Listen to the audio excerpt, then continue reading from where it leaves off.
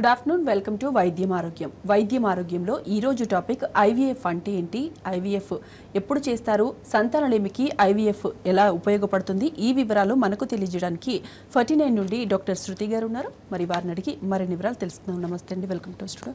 Doctor గారు, IVF గురించి మాట్లాడే ముందు సంతానలేమి సమస్య అనేది ఎప్పుడు గుర్తించాలంటారు, మెయిన్గా రీజన్స్ ఏంటంటారు? సో చాలామంది ఏంటంటే అండి అవేర్నెస్సే లేదు, అంటే ఏ టైంలో డాక్టర్ని అప్రోచ్ అవ్వాలి అండ్ ఇది మనకు సంతానలేమి ఉందా లేదా అని చాలా క్వశ్చన్స్ ఉన్నాయన్నమాట. సో జనరలీ మ్యారేజ్ అయిన 1-2 మంత్స్కి సపోజ్ సంతానం కలగలేదనుకోండి, ఇమీడియట్గా డాక్టర్ దగ్గర రాని అవసరం లేదు. The time period which we give the couple, ఒక కపుల్కి మనం ఒక 1 year పాటు టైం ఇస్తామండి. సో 12 months వాళ్ళు అన్ప్రొటెక్టెడ్ ఇంటర్కోర్స్లో ఉంటూ అప్పటికీ కూడా వాళ్ళకి ప్రెగ్నెన్సీ రాలేదు అంటే అప్పుడు they can approach a fertility doctor. So this is the cut off 1 year మనం వదిలేస్తాం. అండ్ ఇన్ఫర్టిలిటీకి రీజన్స్ ఏంటి అన్నట్టయితే there are so many reasons అండి. మనం క్లాసిఫై చేసుకున్నట్టయితే మేల్ ఇన్ఫర్టిలిటీ కొన్ని కారణాలు ఉంటాయి, అలాగే ఫీమేల్ ఇన్ఫర్టిలిటీ కూడా కొన్ని కారణాలు ఉంటాయి అన్నమాట. సో ముందు ఏమనుకునేవాళ్ళు, ఫీమేల్స్లోనే మేజర్ ప్రాబ్లం ఉండొచ్చు, పిల్లలు అవ్వట్లేదు అంటే ఇన్లాస్ అందరూ కూడా అమ్మాయిని బ్లేమ్ చేయటం, నీ వల్ల అవ్వట్లేదు ఇంకో మ్యారేజ్ చేయటం. సో ఇలా చాలా జరిగేవి. So the stigma was upon only the female.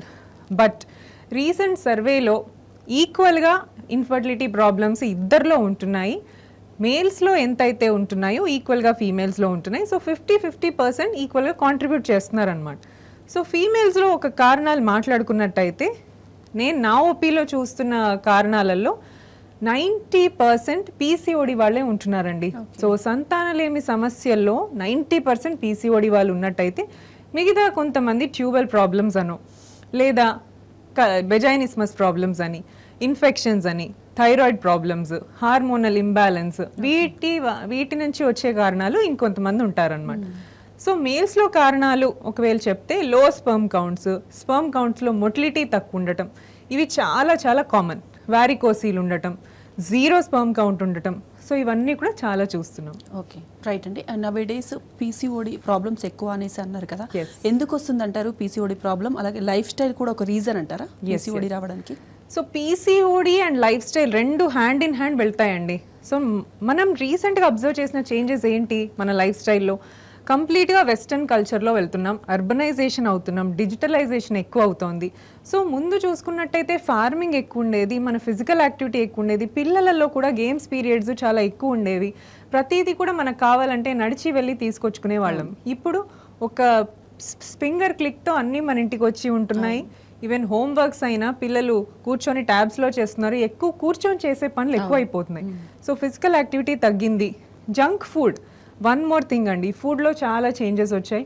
వంట వండుకోవడం వర్క్ వల్ల చాలా మంది కష్టం అయిపోతుంది, బయట ఫుడ్ తింటున్నారు, ప్యాకేజ్డ్ ఫుడ్, పికిల్డ్ ఫుడ్స్ బాగా తింటున్నారు. దీంట్లో ఉన్న ప్రిజర్వేటివ్స్ వల్ల రిప్రొడక్టివ్ సిస్టంలో కణాలు మోస్ట్ సెన్సిటివ్ అనమాట, ఎగ్స్ అండ్ స్పర్మ్స్. సో ఇవి ఫస్ట్ దెబ్బతింటాయి బయట ఫుడ్ ద్వారా. జంక్ ఫుడ్ ఎక్కువైంది, ఫిజికల్ యాక్టివిటీ తక్కువైంది, సెడెంటరీ లైఫ్ స్టైల్ అంటే ఒకటే దగ్గర కూర్చొని చేసే పని, కంప్యూటర్ జాబ్స్ ఇవన్నీ ఎక్కువైపోయేసరికి కంప్లీట్గా shift in to western culture అయిపోయింది. దీనివల్ల ఫ్యాట్ సెల్స్ పెరిగిపోయి పీసీఓడి రావటము, హార్మోనల్ ఇంబ్యాలెన్స్ రావటము, then finally leading to infertility. So this is the reason that life style is causing infertility. మేల్లో కూడా సేమ్ అంటారా? ఆల్మోస్ట్ యా అండి, అంటే మేల్స్లో కూడా సిమిలర్. లైక్ వీళ్ళు వర్క్ స్ట్రెస్ చాలా తీసుకోవటం వల్ల ఆల్కహాల్ తీసుకోవటము, తర్వాత స్మోకింగ్ చేయటము, సో ఇవన్నీ ఎక్కువైపోయేసరికి smoking is a very very dangerous thing అండి మేల్స్లో. Alcohol at least we'll permit for at least 90 ml per week దాకా పర్మిట్ చేయొచ్చు, ఇది permissible levels. But smoking is a big no. So smoking ఉన్నట్టయితే డైరెక్ట్గా స్పర్మ్ సెల్స్ని బర్న్ చేస్తుంది. నాట్ ఓన్లీ స్పర్మ్స్, మీ బాడీలో ఉన్న ప్రతి ఆర్గన్ని అఫెక్ట్ చేయగలిగే కెపాసిటీ ఉంటుంది స్మోకింగ్. సో స్మోకింగ్ ఉన్నట్టయితే ఖచ్చితంగా అది ఎవ్రీ సెల్ ఇన్ ద బాడీని ఎఫెక్ట్ చేస్తుందండి. సో ఈ హ్యాబిట్స్ మేల్స్లో ఎక్కువ అవ్వటము, అలాగే వీళ్ళకు కూడా వర్క్ స్ట్రెస్ ఉండటం, ప్రొలాంగ్డ్ డ్రైవింగ్ చేయటం, డ్రైవింగ్ వల్ల హీట్, ప్రొలాంగ్ సిట్టింగ్, వీటన్నిటి వల్ల కూడా మేల్స్లో ప్రాబ్లమ్స్ ఎక్కువ అవుతున్నాయి. రైట్ అండి. ఈ ఐవీఎఫ్ అంటే ఏంటి, దాని ప్రాసెస్ గురించి చెప్పండి. సో ఐవీఎఫ్ అనగానే అందరికీ ఇది ఒక పెద్ద పద్ధతి, ఐవీఎఫ్ అంటే ఎంతో డబ్బులు పెట్టాలేమో, తర్వాత దీంట్లో ఏవైనా ఆర్టిఫిషియల్ కలుస్తుందేమో, మన స్పర్మే వాడతారా, మన ఎగ్ వాడతారా, రకరకాల డౌట్స్ ఉంటాయి అన్నమాట. Every person who walks in to the clinic అడిగే ఫస్ట్ క్వశ్చన్ ఇదే, అసలు మావే కలుపుతారా, నమ్మకం ఎలా ఉంటుంది, బేబీస్ సరిగ్గా పుడతారా, ఇవన్నీ అంటుంటారు. సో ఫస్ట్ థింగ్ అండి, ఐవీఎఫ్ ప్రాసెస్ అందరికి అర్థమయ్యేలాగా చెప్పాలంటే దీన్ని టెస్ట్ ట్యూబ్ బేబీ అంటారు అనమాట. టెస్ట్ ట్యూబ్ బేబీ అంటే చాలామంది గుర్తుపడతారు. సో ఈ ట్యూబ్లో పెరుగుతుందా బేబీ ఇలా కూడా అంటూ ఉంటారు. సో ఇవన్నీ వింటుంటే మాకు అంటే వాళ్ళకి కొంతవరకు అవేర్నెస్ ఉంది, బట్ క్లియర్ కట్ ఐడియా లేదు. సో నేను ఒక క్లారిటీ ఇస్తానండి. ఐవీఎఫ్లో ఏం చేస్తారు, మన కపుల్ ట్రీట్మెంట్కి వస్తారు.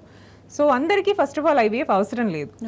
ఓన్లీ ఎవరికైతే 2 ట్యూబ్లు బ్లాక్ ఉన్నాయో, లేదా మేల్స్లో స్పర్మ్ కౌంట్స్ బాగా తక్కువ అయిపోయాయో, లేదా ఐయుఐ ప్రొసీజరు న్యాచురల్గా ట్రై చేసి ఏ ఫలితము లేని వాళ్ళు, ఇలాంటి వాళ్ళని మాత్రమే మనం ఐవీఎఫ్కి సెలెక్ట్ చేసుకుంటాం. సో కపుల్ ట్రీట్మెంట్కి వచ్చినప్పుడు పీరియడ్స్ సెకండ్ డే, వైఫ్కి పీరియడ్స్ సెకండ్ డే ఉన్నప్పుడు ట్రీట్మెంట్ మొదలు పెడతాం. సో స్కానింగ్ అది చేసి ఎగ్స్ ఎన్ని ఉన్నాయి, గర్భసంచి ఎలా ఉంది, is she fit for IVF అన్నీ కరెక్ట్గా ఉన్నాయో చూసుకొని then only we start the procedure. So వైఫ్కి డైలీ ఇంజెక్షన్స్ ఇవ్వటం జరుగుతుందండి, హార్మోనల్ ఇంజెక్షన్స్. ఒక 10 to 12 days వరకు ఇంజెక్షన్స్ అవసరం పడతాయి. ఇంజెక్షన్స్ అనగానే మళ్ళీ అయ్యో నొప్పి ఉంటుందేమో, పెద్ద పెద్ద ఇంజెక్షన్స్ ఏమో, అలా కాదండి. ఇన్సులిన్ ఇంజెక్షన్స్ లాగా చిన్న స్కిన్కి ఇచ్చే injections.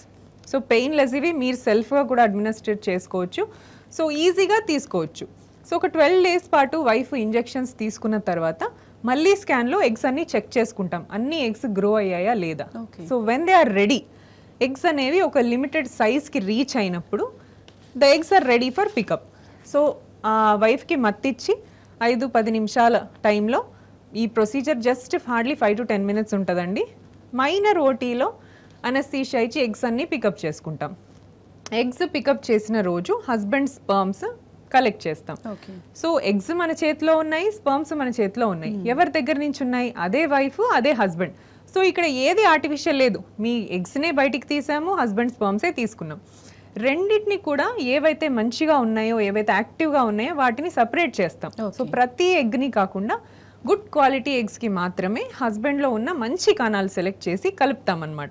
So this is called fertilisation, ICSI అంటారనమాట దీన్ని. సో బాడీలో జరిగే పద్ధతి ఇది, మనం బయట ల్యాబ్లో చేస్తున్నాం. సో ఫర్టిలైజేషన్ ఒక ఆర్టిఫిషియల్గా మనం ఒక బేబీని క్రియేట్ చేసాం. సో మన ఎంబ్రియాలజిస్ట్ దీన్ని చేసేవాళ్ళు అనమాట. సో బ్రహ్మదేవుడికి లైఫ్ ఇచ్చే కెపాసిటీ ఉంది అంటారు, బట్ మనం ల్యాబ్లో కూడా ఇదే పని చేస్తున్నాం. So embryologist are the heroes behind the screen. So వీళ్ళు ఒక లైఫ్ని క్రియేట్ చేస్తారు, ఎన్ని ఎంబ్రియోస్ వస్తాయో చూసుకుని ఇందులో ఉన్న గుడ్ ఎంబ్రియోస్ని వైఫ్ గర్భాశయంలోకి ట్రాన్స్ఫర్ చేయడం జరుగుతుంది. So in short this is the procedure of IVF. Doctor గారు, ఏ వయస్సు వారు ఐవీఎఫ్ చేయించుకోవాలంటారు? ముఖ్యంగా 49కి ఏ ఏజ్ గ్రూప్ వాళ్ళు ఎక్కువగా వస్తుంటారంటారు? సో ముందు ఒక 10 years బ్యాక్ మనం మాట్లాడుకున్నట్టయితే అరౌండ్ 35 పైన ఉన్నవాళ్ళు, 40 yearsలో ఉన్నవాళ్ళు అన్ని ప్రయత్నాలు చేసి కాని వాళ్ళు వచ్చేవాళ్ళు. బట్ ఇప్పుడు ఏంటంటే అండి, సర్ప్రైజింగ్గా 22 years 23 years వాళ్ళు కూడా 1 year ట్రై చేసి మా ఇంట్లో ప్రెషర్స్ ఉన్నాయండి, మాకు న్యాచురల్గా అవ్వదు, మేము ఇంకా ఐవీఎఫ్కి వెళ్ళిపోతాము అని వాళ్ళే అడిగి మరీ వస్తున్నారు. Even though they don't need IVF, వాళ్ళే అడిగి మేము చేయించేసుకుంటామండి, మేము ప్రెషర్స్ తట్టుకోలేము, తర్వాత మేము వర్క్లో పడిపోతాము, we want to plan of early. కొంతమంది ఏంటంటే మా ఎగ్స్ ఏజ్ అయిపోతుంది, మాకు వేరే ప్రాబ్లమ్స్ ఉన్నాయి, మాకు పీసీఓడి ఉంది, సో త్వరగా చేసేయండి అని అడుగుతున్నారు.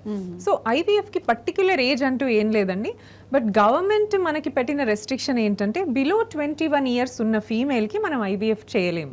So that is the minimum age అన్నట్టు. సో 21 years పైన ఉన్న వాళ్ళకి ఎలాంటి ప్రొసీజర్స్ అయినా చేయొచ్చు, ఐవీఎఫ్ కూడా చేసుకోవచ్చు. అలా అని 60 years వాళ్ళకు కూడా చేయొచ్చా అంటే అది కూడా no, there is a limit అక్కడ కూడా. సో 50 years లోపు ఉన్న వాళ్ళకి మాత్రమే మనం చేసుకోవచ్చు. మోర్ దెన్ 50 మళ్ళీ అలాంటి విమెన్ని కూడా మనం ఎలాంటి కృత్రిమ ట్రీట్మెంట్స్ కానీ ఏఆర్టీ ట్రీట్మెంట్స్ కానీ ఇవ్వరాదన్నమాట. So the age limit is 21 to 50. But మేల్స్లోకి వచ్చినట్టయితే that age limit is exceeding till 55 years. ఎందుకంటే కణాలు కొంచెం ఎక్కువ రోజుల వరకు బాగుంటాయి మేల్స్లో, బట్ ఫీమేల్స్లో ఎగ్స్ త్వరగా అయిపోతాయి కాబట్టి 40 years లోపే అయిపోతాయి కాబట్టి సెల్ఫ్ ట్రీట్మెంట్స్ అన్ని మనం 40 years వరకు చేసుకోవచ్చు. అదే డోనార్కి సంబంధించిన ట్రీట్మెంట్ అంటే కొంతమంది డోనార్ ఎగ్స్ తీసుకుంటారు వాళ్ళ ఎగ్స్ అయిపోవటం వల్ల, ఈ డోనార్ ట్రీట్మెంట్స్ తీసుకునే వాళ్ళ లిమిట్ మనం 50 years దాకా చేసామన్నమాట. సో ఈ ఏజ్ గ్రూప్లో ఉన్న వాళ్ళు ఐవీఎఫ్ ట్రీట్మెంట్ తీసుకోవచ్చు, ఐయుఐ చేయించుకోవచ్చు, ఎన్నిసార్లు అయినా కూడా ప్రయత్నించవచ్చు. It's not that only once IVF తీసుకున్నారు ఇంకా అయిపోయింది, ఫెయిల్ అయింది, అలా ఏం లేదండి. If you are fit emotionally, financially మీరు ఫిట్గా ఉన్నారు అంటే you can undergo IVF process 3-4 times also. Okay, success rate ఎంతవరకు ఉంటుంది? So that is one more beautiful question anchor గారు అడిగారు. ఇప్పుడు IVF మీరు చేయించుకున్నారు, వెంటనే ఓకే మాకు బేబీస్ పుట్టేస్తారు ఇంకా IVF అయిపోయింది అనుకుంటారు. అలా కాదండి, IVF also has its own limitations. Maximum success rate మనం IVFలో చూడొచ్చి 65% అండి. అంతకంటే మించిన సక్సెస్ ఇంటర్నేషనల్ స్టాండర్డ్స్లో కూడా ఎక్కడ కూడా లేదు.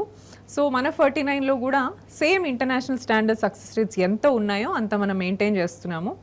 సో మ్యాక్సిమం టిల్ 65 or 70% దాకా మనం సక్సీడ్ అవ్వచ్చు. సో ప్రతి ఒక్క కపుల్ IVF చేయించుకుని మాకు ఇప్పుడు పిల్లలు అయిపోతారేమో అనే ఫాల్స్ హోప్లో కూడా ఉండకూడదు. మీకు ఉన్న ప్రాబ్లమ్ని బట్టి, మీ ఏజ్ని బట్టి సక్సెస్ వేరీ అవుతూ ఉంటుంది. So the younger you are the more success you can see. అదే 40 years కపుల్ వచ్చారనుకోండి వాళ్ళకి కొద్దిగా తక్కువ సక్సెస్ ఉంటుంది. 30 yearsలో ఉన్న కపుల్ వచ్చారనుకోండి వాళ్ళకి మంచి సక్సెస్ ఉంటుంది. బికాస్ వాళ్ళ ఎగ్స్ క్వాలిటీ కొంచెం బాగుంటుంది యంగ్ ఉన్నప్పుడు. So success rate depends. And younger age group వాళ్ళకి మంచి సక్సెస్ ఉంటుంది. కంటిన్యూస్గా డాక్టర్ ఇన్స్ట్రక్షన్స్ ఫాలో అవుతూ మంచి లైఫ్ స్టైల్ మెయింటైన్ చేసిన వాళ్ళకి మంచి సక్సెస్ చూడొచ్చు. ఓకే, IVF తర్వాత ఎలాంటి జాగ్రత్తలు తీసుకోవాలంటారు? నార్మల్ లైఫ్ లీడ్ చేయొచ్చు అంటారా? ప్రత్యేకంగా ఎలాంటి జాగ్రత్తలు తీసుకోవాలి? So this is the beauty of IVF అండి. మీరు ఏ రకమైన రెస్ట్రిక్షన్స్ చేయాల్సిన అవసరం లేదు. మీ వర్క్కి లీవ్ పెట్టనక్కర్లేదు. బెడ్ రెస్ట్ ఉండాల్సిన అవసరమే లేదు. సో ఇది అందరూ IVF అంటే మనం ఇంట్లోనే ఉండాలి, వర్క్ ఆపేసుకోవాలి, మనకు లాస్ ఆఫ్ పే ఉంటుంది ఇవన్నీ అనుకుంటారు. These are all day care procedures. So పొద్దున వచ్చి చేయించుకొని మధ్యాహ్నం కల్లా మీరు ఇంటికి వెళ్ళిపోవచ్చు. సో ఇంజెక్షన్స్ నేను ఇందాక చెప్పినట్టు సెల్ఫ్గా మీరే అడ్మినిస్ట్రేట్ చేసుకోవచ్చు. మీరు ఇంటికి తీసుకెళ్ళి ఇంజెక్షన్స్ అడ్మినిస్ట్రేట్ చేసుకోవచ్చు. ప్రొసీజర్ రోజు మాత్రం, అంటే మనం పికప్ చేసే రోజు అండ్ ఎంబ్రియో ట్రాన్స్ఫర్ చేసే రోజు, ఈ 2 రోజులు మాత్రం మీరు హాస్పిటల్కి పొద్దున కల్లా వస్తే మీ ప్రొసీజర్ అయిపోయినాక 1-2 hours rest, just 1 or 2 hours, that's it, that is the maximum. దాని తర్వాత ఇమ్మీడియట్గా వర్క్ రెజ్యూమ్ చేసుకోవచ్చు.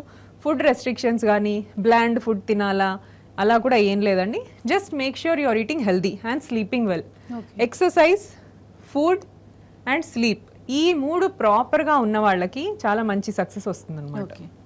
రైట్. 49లో ఎలాంటి ట్రీట్మెంట్ ఉంది ఈ IVF స్పెషల్గా? సో లాస్ట్ ఇయర్ అంటే ఎవ్రీ ఇయర్లో మనము వరల్డ్లో కొత్త టెక్నాలజీ ఎవరైతే ఏ ఇన్స్టిట్యూట్లో ఎక్కడ కనిపెట్టినా కూడా ఫస్ట్ మనం అడాప్ట్ చేసుకుంటున్నామండి. సో ఈ 3 yearsగా ICSIలో టెక్నామ్ అనేది మనం అడాప్ట్ చేసాము. And then RI witness system, last year RI witness system launch చేసాం. అండ్ ఈ ఇయర్ జిల్ట్రిక్స్ టెక్నాలజీస్. సో వీటన్నిటిని కూడా ఎక్కడ ఏ టెక్నాలజీ వచ్చినా కూడా మనం దాన్ని తీసుకొని మన పేషెంట్స్కి ఎంత సక్సెస్ ఇవ్వచ్చు, మనం ఎంత సర్వీస్ చేయవచ్చో చూసుకొని ప్రతిదీ మనం ఫాలో చేసామండి ఇప్పటివరకు. సో ఈ జిల్ట్రిక్స్, RI విట్నెస్ ఇవన్నీ ఏంటంటే కొంతమందికి డౌట్ వస్తుంది. చాలామంది మూవీస్ చూస్తారు, మా స్పర్మ్ మిక్స్ అయింది, వీళ్ళ స్పర్మ్ వేశారు అని మూవీస్లో చెప్తా ఉంటారు. చాలా ఫన్నీగా అనిపిస్తుంది మాకు చూసినప్పుడు.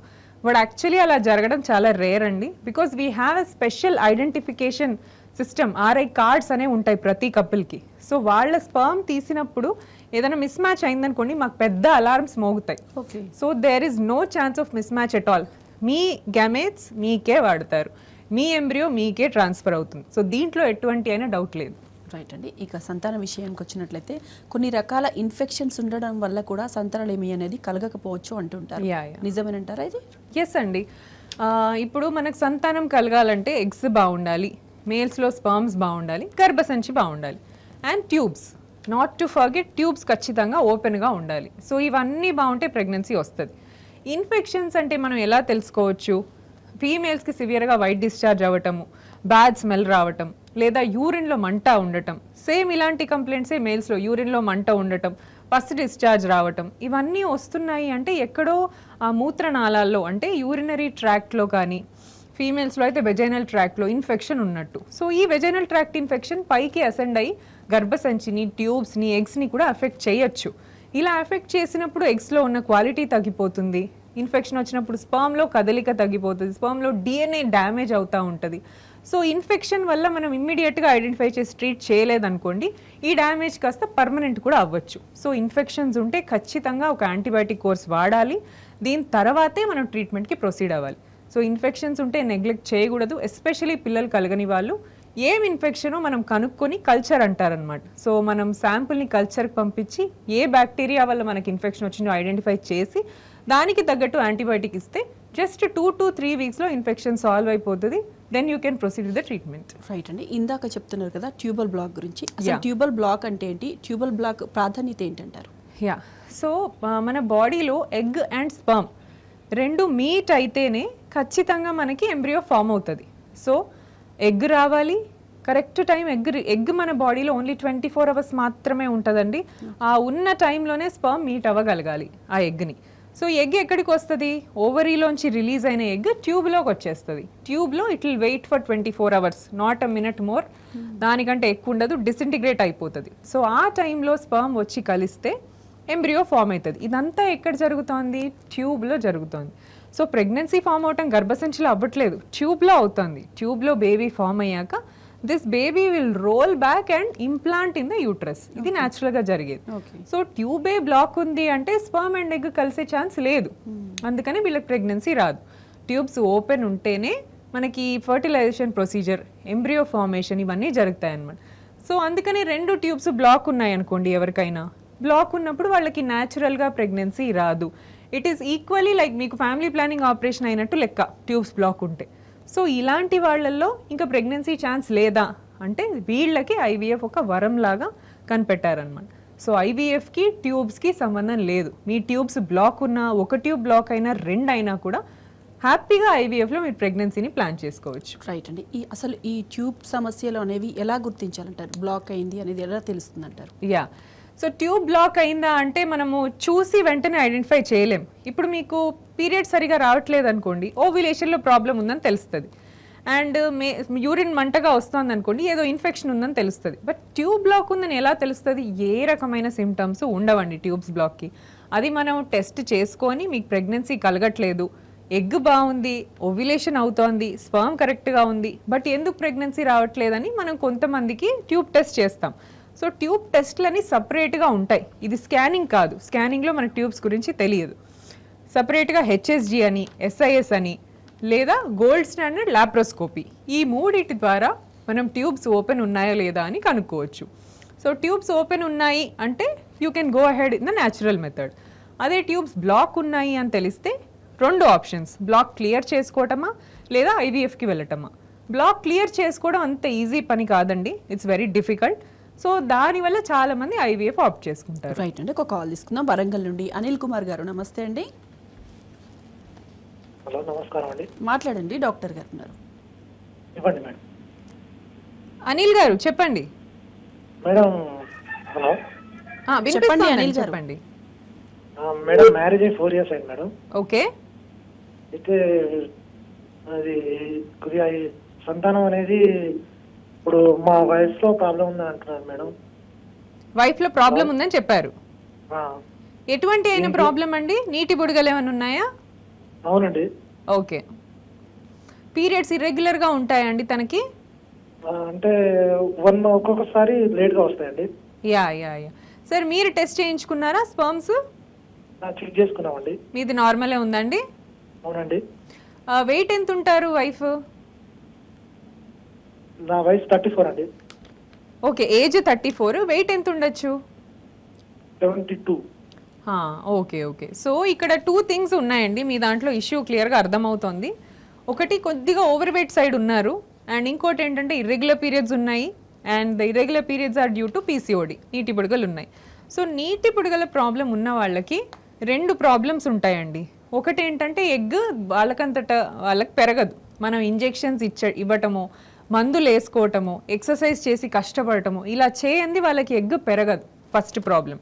సెకండ్ థింగ్, మనం మెడిసిన్స్ ఇచ్చాము, ఇంజెక్షన్స్ ఇచ్చాము, ఎగ్ పెరిగింది, రిలీజ్ అయింది, రిలీజ్ అయినా కూడా ఎగ్ క్వాలిటీగా ఉండదు.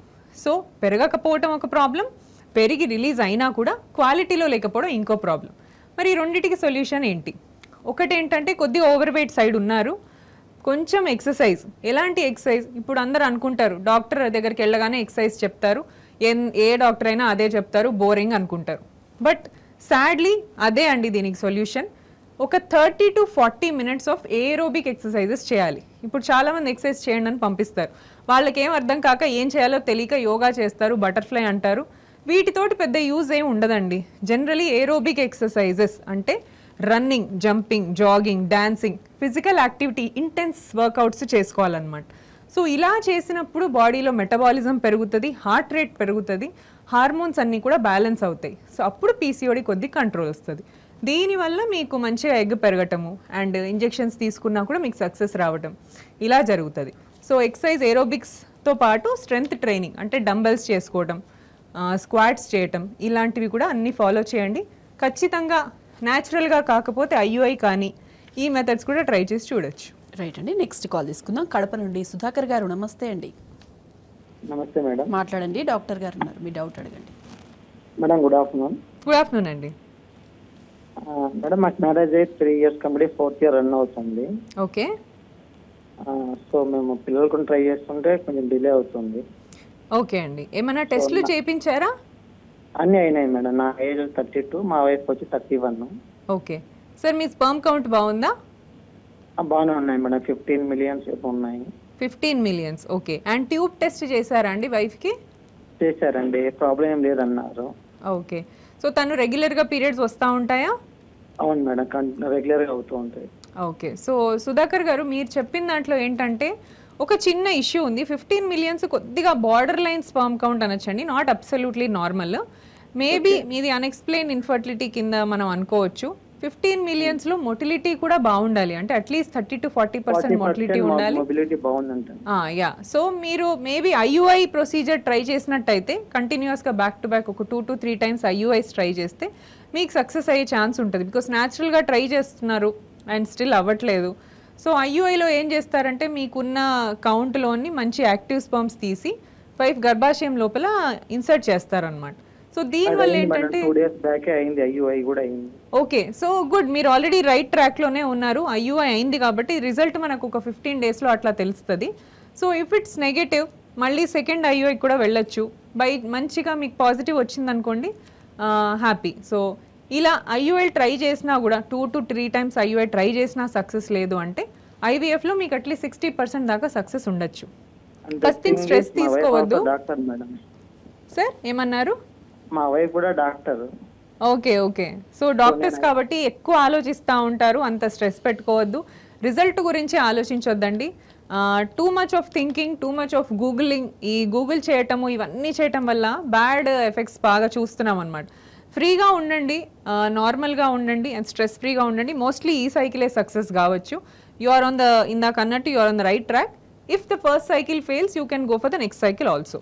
యా రైట్ అండి, కాలర్తో చెప్తున్నారు ఐయుఐ గురించి. అసలు ఐయుఐ ఏంటి దాని గురించి కూడా ఒకసారి ఎక్స్ప్లెయిన్ చేయండి. యా. సో ఐయుఐలో ఏం చేస్తామంటే ఇది న్యాచురల్ పద్ధతి లాగానే, కాకపోతే మనం ఓవ్యులేషన్ డే అంటే ఎగ్ ఏ రోజు అయితే విడుదల అవుతుందో ఆ రోజు మనం హస్బెండ్ కణాలు కలెక్ట్ చేసి అందులో ఉన్న యాక్టివ్ స్పర్మ్స్ ఏవైతే ఉన్నాయో వాటిని గర్భసంచిలో వేస్తాం. ఇప్పుడు న్యాచురల్ కలయిక జరిగింది అనుకోండి, స్పర్మ్ కొద్దిగా బయటికి వెళ్ళిపోతుంది, కొంతవరకే లోపలికి రీచ్ అవుతుంది. So many couples also complain this, madam మాకు ఇంటర్ కోర్స్ జరిగింది కానీ నెక్స్ట్ డే మొత్తం అంతా లీక్ అయినట్టు కనిపిస్తుంది అని. సో దానివల్ల స్పర్మ్స్ కొద్దిగా తక్కువ లోపలికి వెళ్ళొచ్చు. ఐయుఐలో ఏం చేస్తాం, మనం బయటికి లీక్ అవ్వకుండా గర్భసంచి లోపల వేస్తాం కాబట్టి దీని ద్వారా కొద్దిగా ఎక్కువ స్పర్మ్స్ ఉంటాయి లోపల, అలాగే యాక్టివ్ స్పర్మ్స్ బాగుంటాయి. సో దీంట్లో సక్సెస్ కొద్దిగా న్యాచురల్లో 5% అయితే ఐయుఐలో 15 to 20% ఉంటుంది అనమాట. సో ఇది ఐయుఐ. దీంట్లో మీ హస్బెండ్ స్పర్మ్సే వాడతారు, గర్భాశయంలోనే వేస్తారు. ఇది కంప్లీట్లీ పెయిన్లెస్ టెక్నిక్, చాలా ఎకనామికల్ ప్రొసీజర్ కూడా. సో వెరీ పేషెంట్ ఫ్రెండ్లీ అనమాట. ఇది చాలా ఈజీగా వచ్చి చేయించుకొని ఇమ్మీడియట్గా మీరు వర్క్ కూడా రెజ్యూమ్ చేసుకోవచ్చు. సింపుల్ ప్రాసెస్ అని చెప్పొచ్చు ఇది. అండ్ ఐయుఐ మ్యాక్సిమం మీరు 3 to 4 cycles దాకా బ్యాక్ టు బ్యాక్ వెళ్ళొచ్చు, లేదా ఫస్ట్ సైకిల్ అయిపోయినాక ఒక 1 month బ్రేక్ తీసుకొని తర్వాత అయినా వెళ్ళొచ్చు. If you're too much worrying, ఎక్కువ స్ట్రెస్ ఉన్నా కూడా మన ఏ ట్రీట్మెంట్ అయినా కూడా వర్క్ చేయదండి. ప్లీజ్ ప్రాక్టీస్ మెడిటేషన్, మైండ్ఫుల్నెస్ ఉండటం చాలా ఇంపార్టెంట్. ట్రీట్మెంట్ తీసుకునే టైంలో ఓపిక ఉండాలి, ఇన్స్ట్రక్షన్స్ ప్రాపర్గా ఫాలో చేయాలి. ఇవన్నీ చేస్తేనే మనం కలెక్టివ్లీ కపుల్ సైడ్ నుంచి ఎఫర్ట్, డాక్టర్ సైడ్ నుంచి ఎఫర్ట్ ఉంటేనే మనం సక్సెస్ చూస్తాము. రైట్ అండి, ఈ ఐయుఐకి సక్సెస్ రేటు అలాగే ట్రీట్మెంట్ తర్వాత జాగ్రత్తలు. యా. సో ఐయుఐ నేను ఇందాక చెప్పినట్టు మ్యాక్సిమం 15 to 20% అండి. So not a very very successful procedure. But ఇది ఎవరికి బాగా పనిచేస్తుంది అంటే కొంతమంది కపుల్స్ కలవటానికి కూడా ఇబ్బంది పడుతూ ఉంటారు. అంటే వైఫ్కి బాగా పెయిన్ రావటము, హస్బెండ్ దగ్గరకు వస్తుంటేనే వాళ్ళకి భయం ఏర్పడటము, ఇది వెజైనిస్మస్ అంటారనమాట. సో ఇలాంటి వాళ్ళలో ఏం చేస్తాం, వైఫ్ కోఆపరేట్ చేయట్లేదు కాబట్టి వైఫ్కి అనస్థీషియా ఇచ్చి అనస్థీషియాలో మనం కణాలను లోపల వేయచ్చు. సో ఇది ఒక ప్రొసీజర్. సో ఇలాంటి వాళ్ళు, అలాగే హస్బెండ్లో ఎరెక్షన్ ఇవన్నీ ప్రాబ్లమ్స్ ఉన్న వాళ్ళు కూడా సరిగ్గా ఇన్సర్ట్ చేయలేరు, వీళ్ళకు కూడా మనం హెల్ప్ చేసి దాంట్లో స్పర్మ్స్ వేస్తామని. సో ఇలాంటి వాళ్ళలో ఐయుఐ సక్సెస్ అవ్వచ్చు. రైట్ అండి. ఐఈఎఫ్ గురించి, ఐయుఐ గురించి, అలాగే సంతానలేమి గురించి చాలా విషయాలు తెలియజేశారు. థ్యాంక్ యూ సో మచ్ అండి. థ్యాంక్ యూ అండి. ఇది వాళ్ళ వైద్యం ఆరోగ్యం. నమస్తే.